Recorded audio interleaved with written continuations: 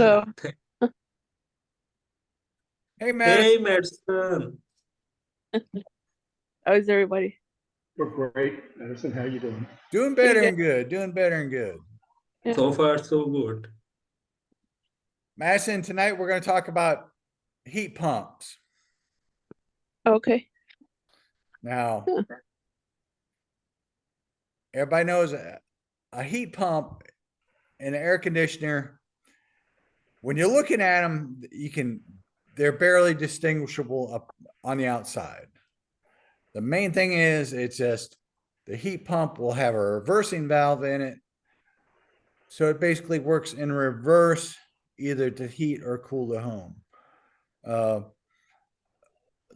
the way the process actually works is the freon in them becomes pressurized. There's a compressor inside them. It'll pressurize the freon. It goes inside the home into the condenser and everything up there. And basically, from what I understand, is when it expands, it becomes ice cold. The the air runs over the fins, and that's how it cools the house. So I'm gonna pull up the training thing here. Hold on one sec. I got to share my screen.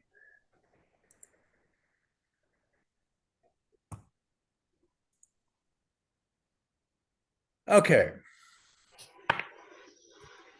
Now there's actually two major kind of systems in use. So there's heat pumps and a gas and furnace AC. I mean a ACU, an AC and a gas furnace combo. Today we're just going to focus on the heat pumps. Now, here they are normally located in the attic or the crawl space of the home.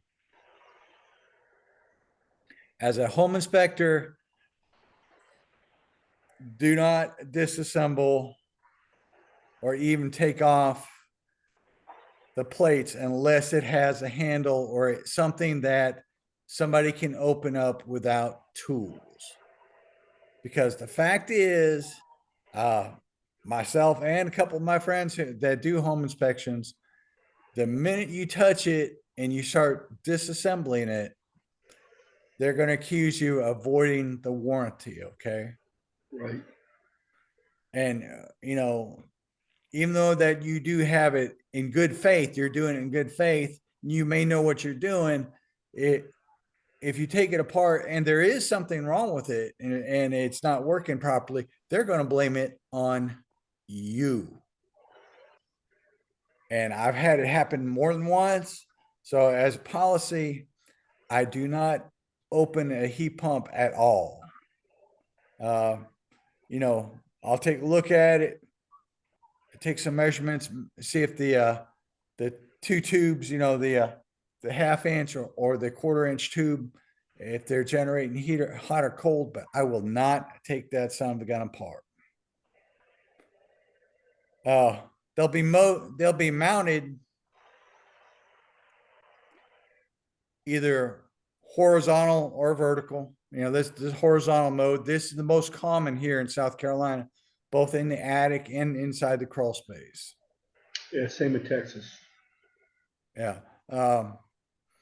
Now, some things it should have is when you're looking at it, make sure that it's level.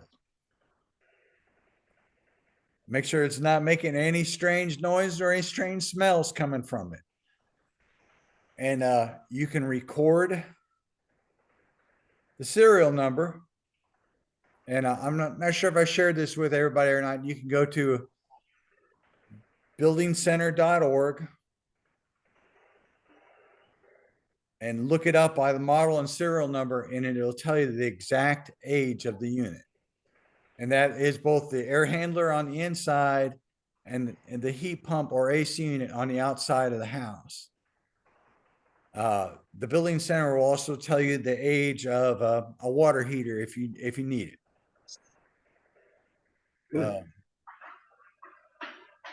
Make sure that the unit has a working disconnect. That's been code for quite some time now, a disconnect or a shut-off switch. Be careful of the shut-off switch.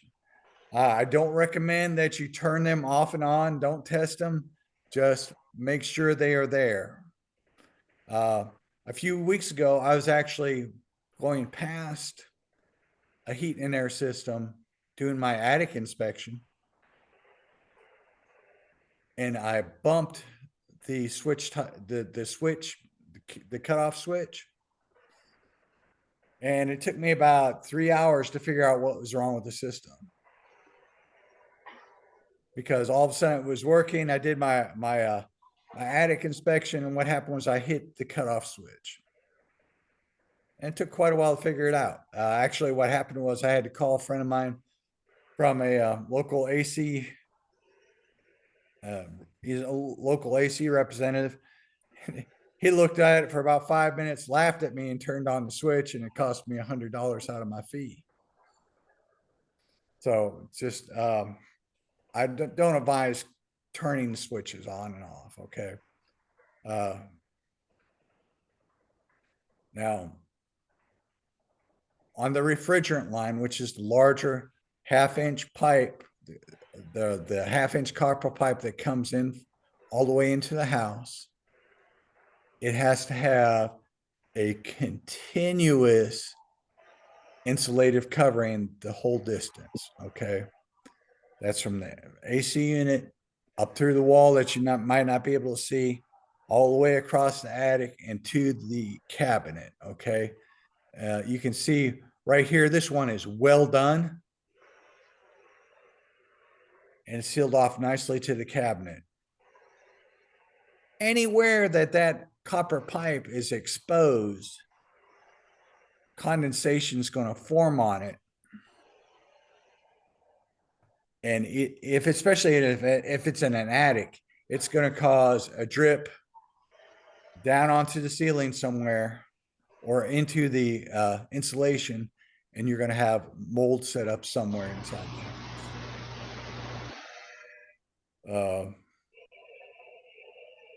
If you see excessive frost or anything on it, say at the end, at the connection point, or at the unit, or if you hear like a gurgling sound in it, both of those are a good sign that either it has excessive Freon or is missing Freon, okay?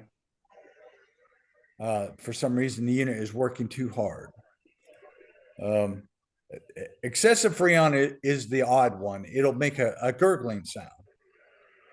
And you can hear it from outside the wall. You can hear it going inside the wall. That's the way I've seen it every time, even before I've gotten into the attic to check the unit. You'll hear a gurgling sound. Now, also make sure you don't hear any strange vibrations. A lot of times vibrations will come by either the squirrel cage, the blower will be out around, or the bearings will be going in it, or the unit will have too heavy of a filter in it. The most common is having too heavy of a filter. You have people have makeshift filters, or they buy a really heavy reusable filter, and it causes the entire unit to vibrate because it's looking for somewhere to pull that air in, and it's struggling, and it's going to make a vibrating sound, or it's going to be actually shaking the entire unit. Anybody got any questions on that so far? No? No, I'm good. Okay. Make sure that the pullout is rated for the amount of amperage that's going to be written down on the identification tag that's down here. It should tell you the amount of amps that's on it. You know, you shouldn't be working with a, say, Or, you know, sometimes it's not pull out, sometimes it's a set of breakers up there. They should be equal to the size of the unit. You know, I've run into strange things where they've replaced it. You know, it's a unit's running off only 30 amp and it's got a 60 amp breaker in it. Newer models, especially new units, are going to require that the power cord is in a conduit. Here, anything that's 5 years old, 5 years older or older, most time will not be in a conduit, but make sure it just does have a wire nut where it connects the electrical cord to it.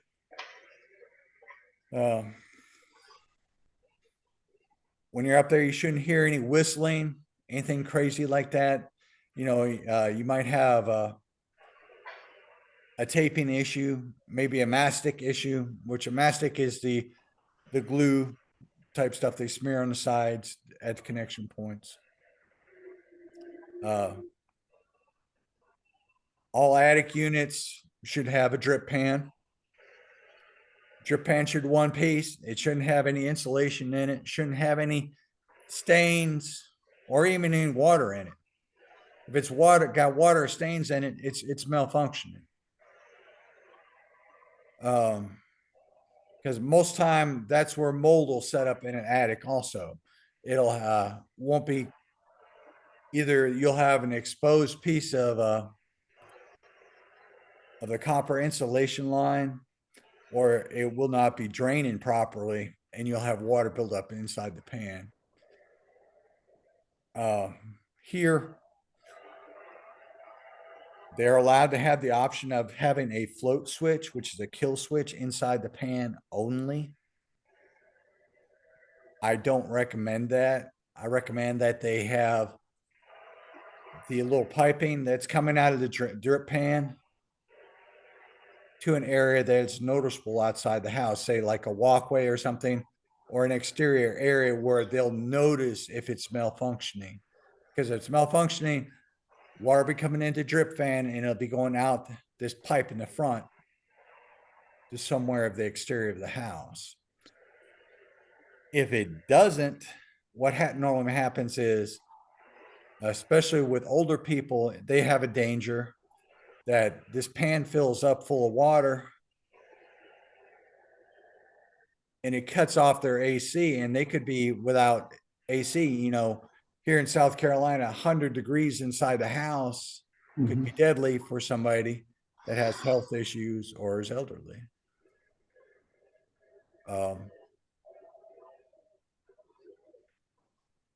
The blocks that it sits on underneath, okay? You may see all kinds of weird things that it's set on. It has a set of risers, plastic risers that are normally underneath there. That's a common installation practice. On older units, it could be a set of bricks. Some of the newer units actually have a styrofoam brick. The only thing that I would not ever recommend is if you see something that's wood or something, a biological type construction, you know, something that's going to rot or decay, write it up or notify them that that's not a good idea. Because, you know, even if you have a slight drip inside the pan, if you have that biological material like wood or even some of the insulation, it's going to get a good reason to start molding. Yep. And also, when you're looking at the unit, okay, on the bottom here, you can see it wrapped in insulation is the condensation pipe. Condensation pipe should be at least 3/4 of an inch. PVC. I've also seen CPVC. I've seen black ABS and things like that, but it should be PVC.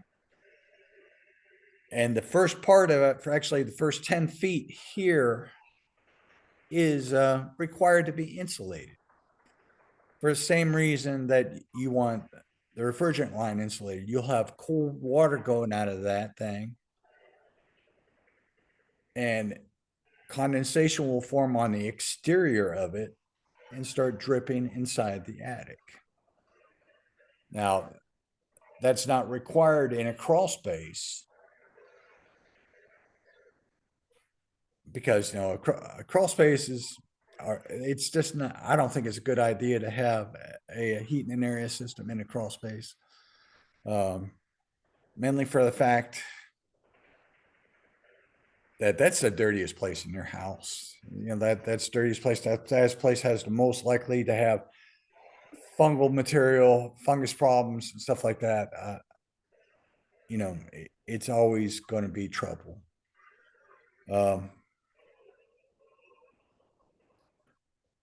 Make sure that the lines are always, they don't sag. They got a little bit of a slope to them, and they're directed somewhere outside the house. You will run into units that are piped into the drainage system. Here, what they do is they'll run the condensation pipe down into the laundry. There'll be a little air gap, and it will drip into the laundry drain pipe. And that's not always a good reason, not always a good idea. Also, for a fact that your clients could always, I've had people complain to me saying they're always hearing water dripping. Yeah, And what's happening is it's dripping down that condensation pipe into your laundry area. It's dropping down that air gap down into the actually P-trap that's in your laundry pipe, and it's making a dripping noise. And if you have somebody that's has truly sensitive hearing, or that is, they might have post-traumatic stress disorder, they might have just be a person that has OCD, and they hear that dripping sound, it's going to drive them crazy. And you've got to make them aware of it. The first thing to say is, well, the inspector didn't tell me. And, a lot of times the same conditions don't exist, especially when it's a new build and when people's living there.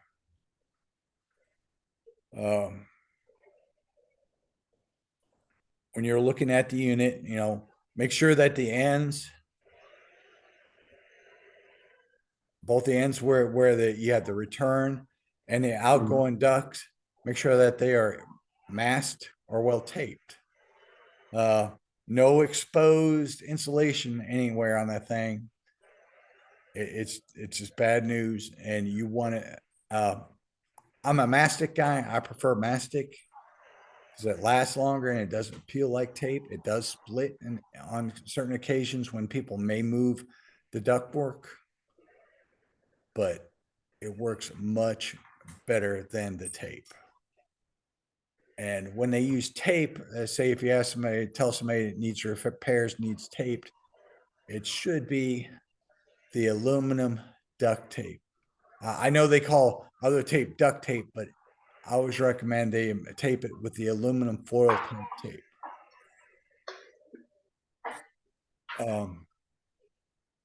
Now, that's so much for the inside. Also, if you have multiple zones, say inside the house, you have 2 different zones and you have a zone control device. Now, a zone control device, it'll be about a 1x1 unit. It's got lights and stuff on it. It controls zones. It controls a set of dampers that can open and close on your ductwork, that controls heat, temperature flow to different parts of your house. I always recommend they mount that somewhere like on a cross brace or something, on a purlin, or maybe on a truss. Because, anybody that's familiar, it's a computer. Anybody that's familiar with computers, they don't like vibrations. They don't like temperature changes. So putting it on the heat and air unit is not a good idea.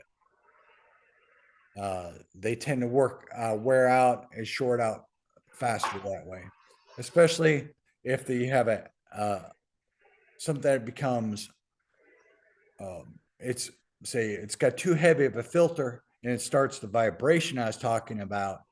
It's going to really have a bad effect on the zone control device that's placed on top of the unit, say like right here.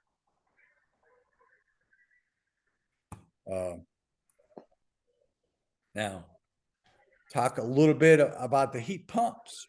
Did anybody have any questions on the air handler that's inside the unit? Mm-mm. You okay, Madison? You got it? Yeah. Okay. Yeah, the most common things I find out that's wrong with them is either there's some insulation missing on the refrigerant line that's coming in. It's incorrectly taped, or it has an air leak, or there's water dripping into the pan. Some of the stranger things you'll find is just when they're vibrating. And honestly, I've had heat and air guys go in and told me it's vibrating. We can't figure it out. That's like, did you check the filter? When filters even become excessively dirty, they can become clogged. They can cause it to vibrate also.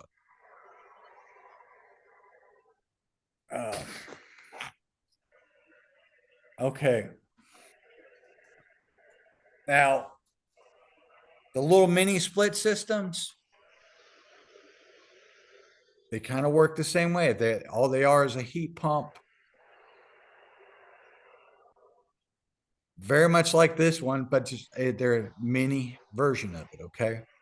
They work a little differently.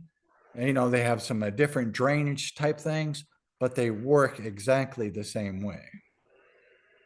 The mini splits, just one thing to remember is if you have a mini split, say like the mini splits that are hung inside the walls, they may be running off only one heat pump on the outside. Some of the larger heat pumps can actually run 3 smaller interior units.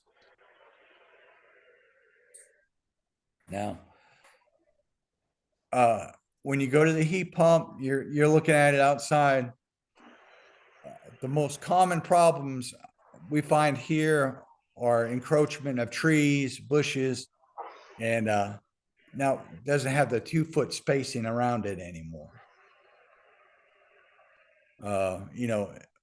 Once they start encroaching on this area, it starts malfunctioning. The exterior part of it starts malfunctioning. It doesn't work as well. It can overheat, and you get some real problems. Also, vine encroachment can do a lot of damage to these things. We have problems with insects going into the cabinets, nesting inside the cabinets. Most time, if you have a little condensate on the outside of the cabinet, ants will like the nest in that area just for the fact that because of the water, they have water available to them. Now the condensation pipe, when it comes outside the house, most time here, it will come out right where the heat pump is. And the white pipe should come all the way out to the front of the heat pump's pad. Most time that's 3 or 4 feet, and it gives it enough room where it won't be dumping the condensate right next to the house and causing moisture issues and causing, possibly termites to enter that, to be active in that area of the house. when you're looking at also you're approaching the heat pump, make sure you adjust the temperature either up or down before you come outside. Only a few degrees, okay? You don't have to jack it up 10, 15 degrees. You'll have to jack it up a few degrees. Same thing with the refrigerant line. It should be covered from the wall all the way to the unit. Same thing with the power cord. The power cord, if it's a newer construction, anything, about 8 years older, 8 years or younger here, it should not have a exposed power cord. The power cord should be in a pipe or a conduit. It should be 3 inches off the ground. Careful when you're walking around because here it is a bad place for fire ants. Now, it shouldn't be excessively noisy. If you hear a large humming noise, see any smoke or anything like that, the compressor could be locked up. The compressor is one of the most vital parts of the unit. Also, when it's functioning, shouldn't be any excessive icing on the outside. You might have a little bit of icing at the connection point, but as far as the cabinet, you shouldn't have no icing on the cabinet, okay? Either when it's working like that, most of the time it's low on Freon.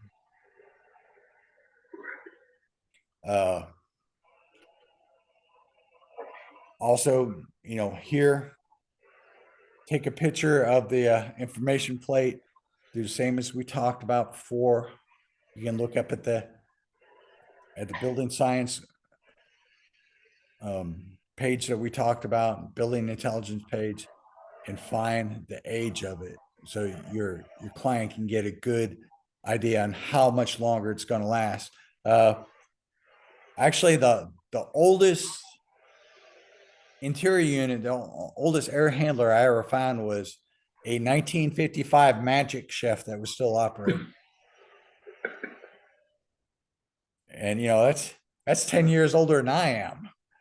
And it was operating. I can't say, probably was not operating very well. It was on its last leg, but yeah, honestly, it was still operating.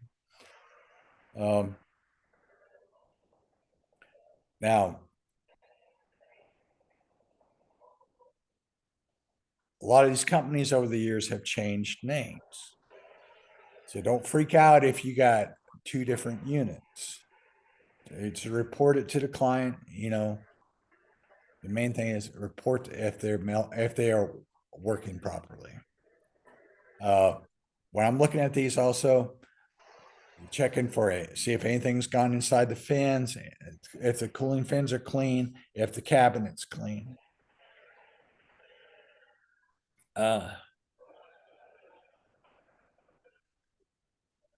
Make sure it's nice and level. If it's not level, you should write that up because it can have an ill effect on any of the moving parts, causing them to wear out prematurely. One of the other problems we had here was they were mounting the heat pump and the disconnects right next to the gas line, the gas meter. And why that becomes a problem is, the gas line, the gas meters, sometimes they have that blow off valve that's next to them. And if you should have an arc, say from the unit or even the disconnect, you could have a bad day. So make sure that at least a couple feet, 30 inches away from the disconnect from a gas meter too.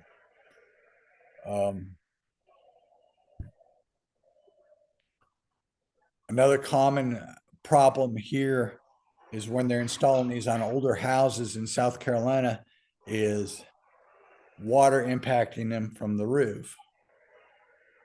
when we get into roof inspections, you'll find out this,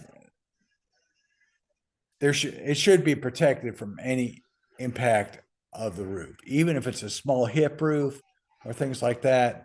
Yeah, it should be totally protected from impact on the roof, because basically what happens here is the water impact will actually end up damaging the insulation around the refrigerant line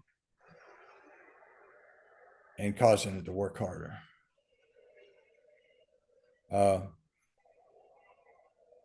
Another common defect on the outside is dogs, squirrels eating the refrigerant line, eating the insulation off the refrigerant line. It's one of the most common things. I don't know the fact that they use it for nesting material, but squirrels love that thing. It's just like when they start tearing apart irrigation tubes and things like that. It's just something about the condensation, the water that's in them, they take it and tear it apart. Now, directly on the right-hand side of the page, that's a combo unit. It has the air handler and the heat pump built in together. You'll see these, it'll be an exterior unit. All it is the heat pump and the air handler built together in the same unit. They have pipe returns most of the time that'll come back and forth out of your crawl space and work that way.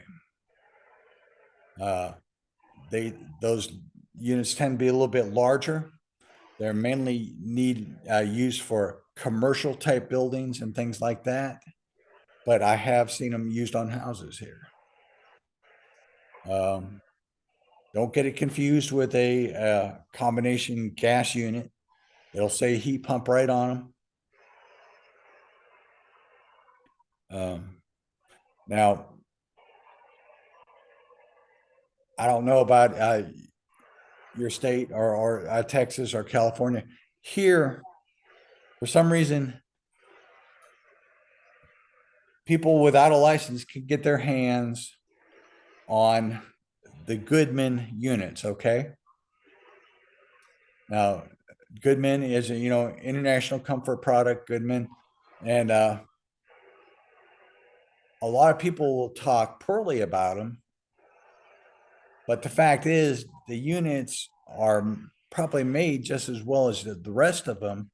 But the fact is, they're put in by non-qualified people, and that's why they might have a higher failure rate.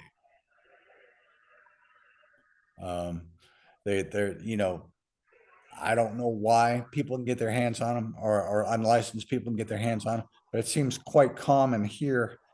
And their failure rate is mainly due to improper installation by non-qualified people. Bill, aren't they just I've seen them before, but aren't they just an entry level unit? Yes, yeah, they're a common man's unit. They're not high end. I've never had any problems with I've owned a few of them. I've never had any problems with them. Of course, I've had correct installation, but most of the time, just be suspect of them, because they are a unit that are commonly not installed right. They do work well. I can't talk bad about them, but they're commonly not installed correctly. I've seen everything from all the copper piping should be soldered. I've seen these things with compression fittings on them, brass compression fittings, just totally crazy inferior builds, way they're put together, and just somebody that's not certified put them together. Also on them, I've seen a good way to actually look at it and become a little suspect is there's different types of insulation, okay? These units should have the rubberized type of insulation that goes around them. There is a plastic type insulation that is more commonly used for like insulating water pipes and stuff like that. Mhm. But these should have the rubberized type insulation. And that's in the attic and the exterior of the house. Generally, what commonly happens is, Joe Schmo will recognize that he's the dog, squirrels have eaten some of his insulation. He'll simply go to Home Depot or Lowe's and buy the first thing he sees. And that material is more like a pool noodle. It's made out of a plastic material, and it's not correct. And the reason is the rubberized material will hold a little bit, hold the moisture a little better, and it'll make it work more efficiently. Actually. But the most common defects you'll find, it'll be seized up. It won't be working properly. When you're testing the AC, you go to thermostat, make note what kind of thermostat it is. The most common is our Honeywell, and our Nest. Nest can be a little complicated if you've never used one before. They can be a little trying. Turn it over to emergency heat. Check your emergency heat. Emergency heat is actually bypasses the whole unit. It has emergency heat strips, which are electrical strips, kind of like a toaster or the inside of an electric oven that are inside the unit that will give you emergency heat right away. It won't have to say, if the unit's been off for a long period of time and it's going to take 30 minutes for it to kick on and you want emergency heat. That's what emergency heat strips are supposed to be for. Be aware that sometimes during the winter, they might be trying to pull a fast one on you and be heating the house on the emergency heat strips only. If it's a heat pump, go back outside, check the tubes, make sure you got a hot tube and a cold tube. There should be a definite temperature change in the unit and the pipes coming in and out of the units. If it's running hot with no temperature change on the tube, copper tubes going in and out, you have a malfunction sometime. But so also, Bill, when it gets down below 32 degrees, Yeah. the heat pump is not going to work anymore. Nope, you're right. It's going to have to go. It'll switch automatically over to emergency. Yeah, and they're going to struggle. They'll struggle here. We have people that have large houses where the it's not available. The gas is not available. The split system. And they'll put 2 heat pumps in there and be trying to heat a house like that, and it's not going to work. There are different kinds of heat pumps that make things really complicated. There's combination pumps that might go into a swimming pool. They might go into the ground, a geothermal style heat pump.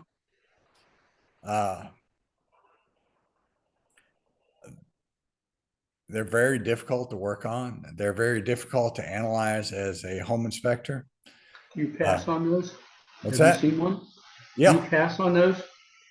Yeah, I try to pass on those. I've Or only seen one in my whole career, I, just I'll, one. I'll make a quick call to a friend of mine, Mike Andrade. Mike owns a local heat and air company, and he can tell you backwards and forwards the entire thing. So I might stay on the phone with him while I'm checking it, because I'm not omniscient. I don't know everything. I don't remember everything. And sometimes I'll take a bunch of photos, collect a bunch of data, go home, and I may call one of my friends that is an expert at it.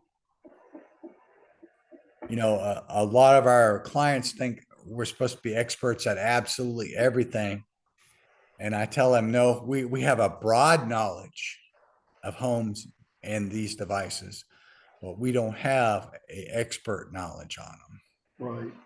And if it's beyond your scope and you've already taken the job, don't be afraid to call an expert yourself.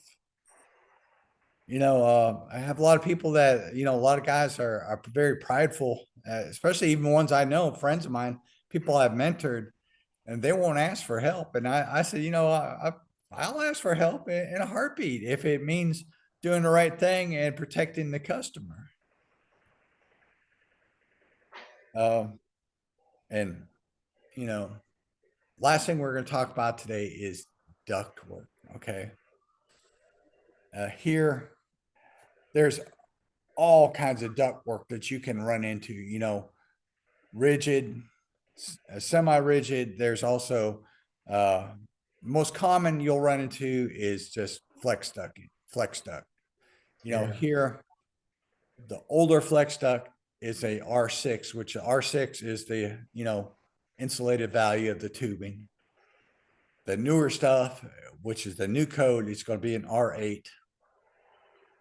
And most time you can just find that code on the side of the tubing. It's going to tell you exactly what it is, unless it's eaten up. If the outside of the tubing is totally eaten up, just do a fair evaluation of it and try to let your customers know exactly what's wrong with it. I've seen it totally disintegrate. There's some stuff that used to be covered with a light layer of vinyl wrap that was here and quite common here in South Carolina, and it disintegrated. It would disintegrate, and you would end up with nothing but the pink insulation and the tubing. Any place where you see a connection or a junction should be taped or masked.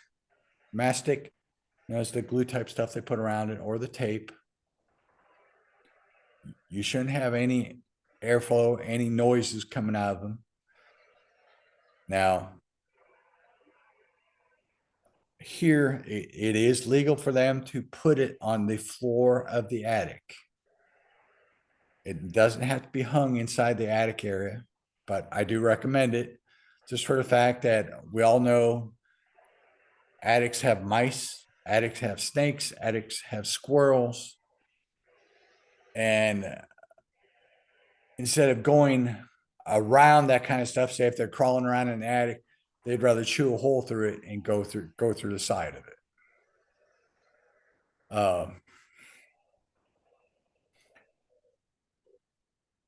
One of the most common problems here is when they connect it to the register boot, they will not insulate it properly near the register boot. They'll leave part of the register boot exposed, and condensate will form on the register boot on that metal boot and cause Right. problems either in the attic or on the floor inside the crawl space. More commonly in the crawl space. The ductwork inside the crawl space, we all know it's supposed to be hung. It's supposed to be hung. It's supposed to be strapped or supported every 4 feet or so. It should never be on the crawl space floor, okay? For a multitude of reasons. One, ants, bugs, mice, cats, anything is going to tear that stuff up, okay? Also, condensate forms on it inside a crawl space. If it's anywhere near the floor, it's gonna get mold on it. It's gonna get mold on. And also, another common problem we have here is if it floods inside the crawl space. So if you get a broken pipe for any reason, it's going to cause that much more damage to the system. Instead of having just some water, you're going to have water soaked tubing, water soaked piping, or duct work. It's going to be all soaked. It's going to have to be replaced. So that's just another common problem we have here. People don't listen. They say, well, it'll be fine on the floor. You know, my guy said it'll be fine on the floor. They have a pipe bust, and most insurance companies will not cover that. So, once you go inside, I like to take a thermal scan. I take a thermal scan of absolutely everything I can while I've got it cooling and heating. I'll take pictures of it. And if I don't present them in the report, I'll hold on to them in the file just in case somebody comes back later on and says, you didn't check this, or this was disconnected. Say, no, it was connected. And here's the proof of it. You know, I'll take a picture in absolutely every room I go into. Don't put them in the report though, because you don't want to overload it with, you know, just nonsense, good stuff. On my reports, I try to give them problems only. Okay. Violations only. If something's good, don't put it in the report. I just don't recommend that. Anybody got any questions on this part about heat pumps? I just got one question is, are you going to talk about temperature differential tests and stuff like that? You do those? Yes. And where do you put the thermometers? For a thermometer, I'll actually I'll do it with. I used to do it with the handheld thermometer. Right. I'll shoot the duct, you know, at the register on the floor or in the ceiling, and I'll shoot the register at the return. Okay. Now, speaking of returns, I didn't forget about those. Always open up the return and check it, okay? Take a good look inside, see if you got anything growing in there. Check the filter. When you pop it open, also make a comment if there's any exposed wood inside the return area. You know, we all know that wood, it is a carbon-based biological type material. It should be covered. I recommend that they wrap the inside of, say, an older house. They wrap the inside of the return with sheet metal, purely for that fact. Because, you know, you have a little bit of moisture, you have a place for that bacteria to land on and eat. It's gonna cause problems. Do they still have cavity? Do they in South Carolina? Do you have cavity returns? Yeah. Have you seen those? Yeah, we have those. We have all kinds of crazy stuff. You know, we have the I still do inspections on old fuel oil systems with the flame gun, and I've crawled through crawl spaces that have had coal residue in them. So, you know, you're likely to find everything. We'll eventually go over other things, you know, possible boiler systems, split systems, you know, I'm sure you guys want to get into foundations too. That's really important area. I ran into a really crappy foundation this week. That was just unbelievable. Do you have basements there? They're not too common. Okay, I'd say about 1 in 20's got a basement here, John. okay, Mainly for the fact that almost all our soil is heavy red clay. It's not permeable, very permeable. And when they build a basement, water runs down the side of the house right. into the basement, and eventually seeps its way into it. We have, in Corpus, we have expansive clays, black gumbo looking stuff. And here we're on a sandbar, so we're all on sand, but there is no basements. I don't know of a basement around here at all, unless it's a special custom home. But there's no basements. For inspections here, about 1 in 20 will be a basement issue. Right. They're trying some new things right now, which makes me a little scared. A basement is always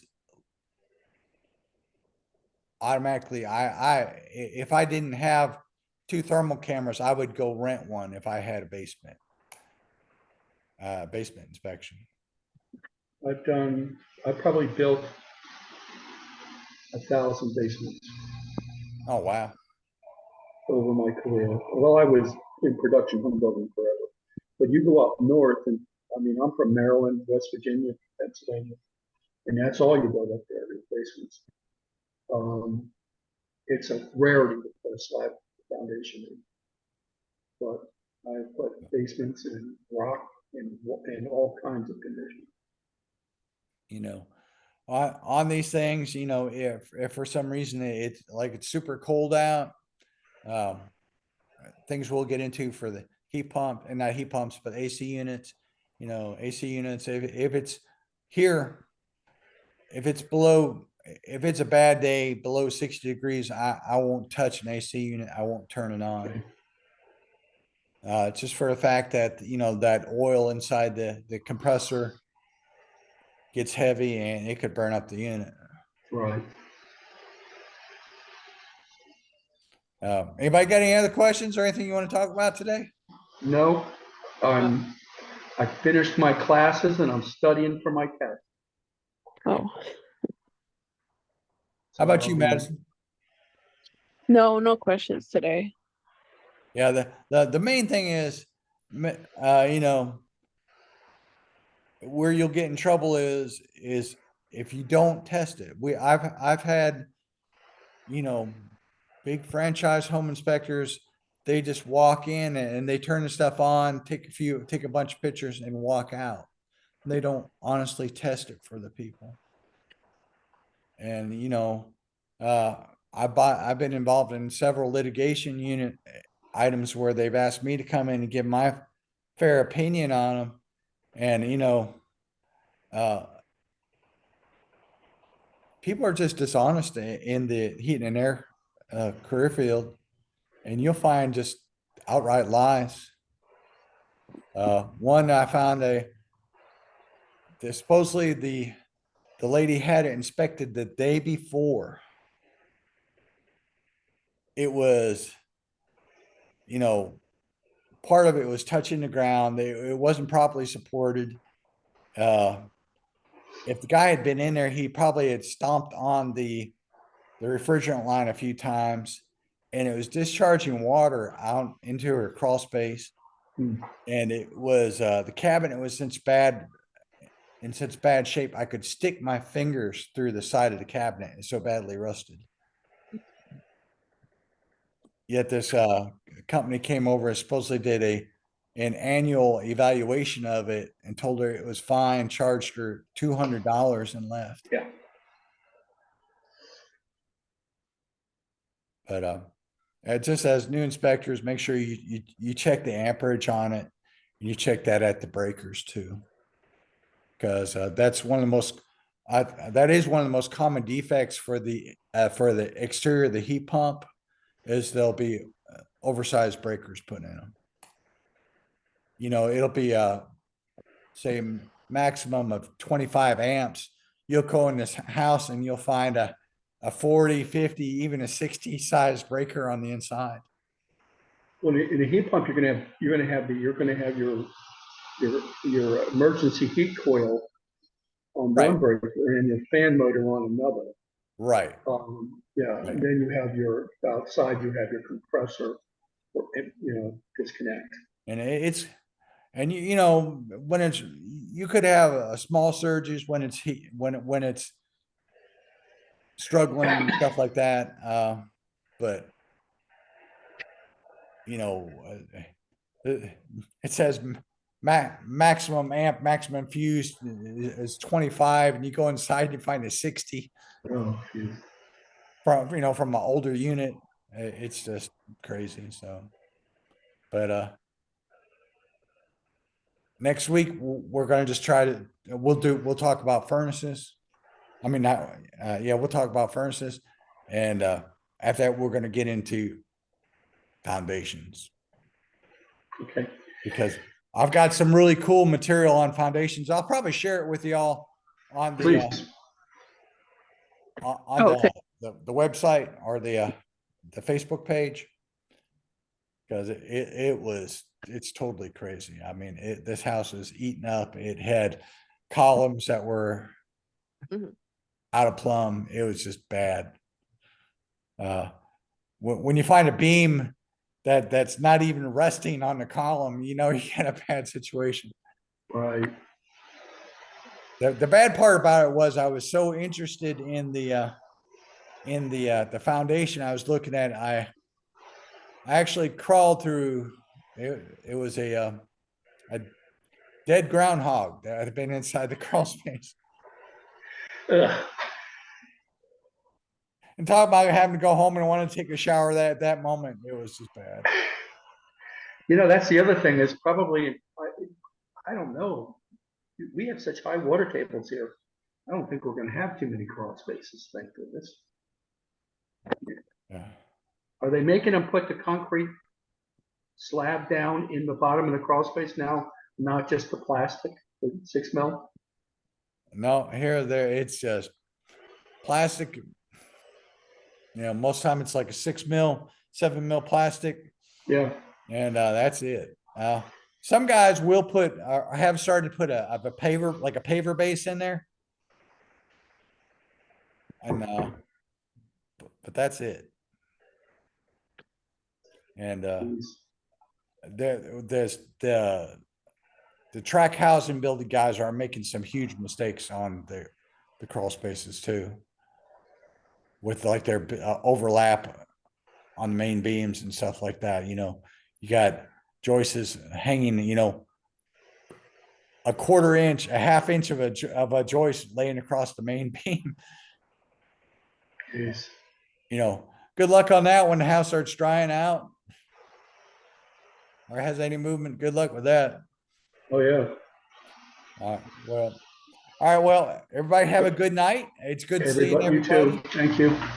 All right. Thank you. All right, we'll see you all. Bye-bye now. All right, bye now. Bye.